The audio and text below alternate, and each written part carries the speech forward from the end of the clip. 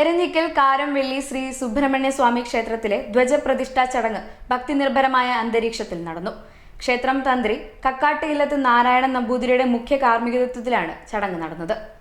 പഴനിക്ക് സമാനമായ സുബ്രഹ്മണ്യസ്വാമി ക്ഷേത്രമെന്ന് കരുതപ്പെടുന്ന എരഞ്ഞിക്കൽ കാരംവെള്ളി ശ്രീ സുബ്രഹ്മണ്യസ്വാമി ക്ഷേത്രത്തിലെ ധ്വജപ്രതിഷ്ഠ ഭക്തി നിർഭരമായ ചടങ്ങുകളോടെ നടന്നു.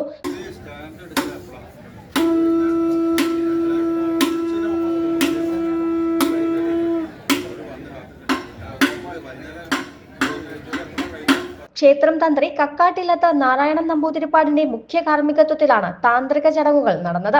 ക്ഷേത്ര committee president K Viswanathakurup, secretary P Jayan, പുനരുദ്ധാരണ committee chairman K Jayachandran, general convener C K Suresh Kumar തുടങ്ങിയവർ നേതൃത്വം നൽകി. നൂറുകണക്കിന് ഭക്തജനങ്ങളാണ് ചടങ്ങിന് സാക്ഷ്യം വഹിക്കാനെത്തിയത്.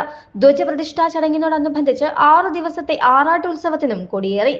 പടിഞ്ഞാറോട്ട് ദർശനമുള്ള അത്യപൂർവ സുബ്രഹ്മണ്യ ക്ഷേത്രങ്ങളിൽ ഒന്നാണ് എരഞ്ഞിക്കൽ കാരംവെള്ളി ശ്രീ സുബ്രഹ്മണ്യ സ്വാമി ക്ഷേത്രം.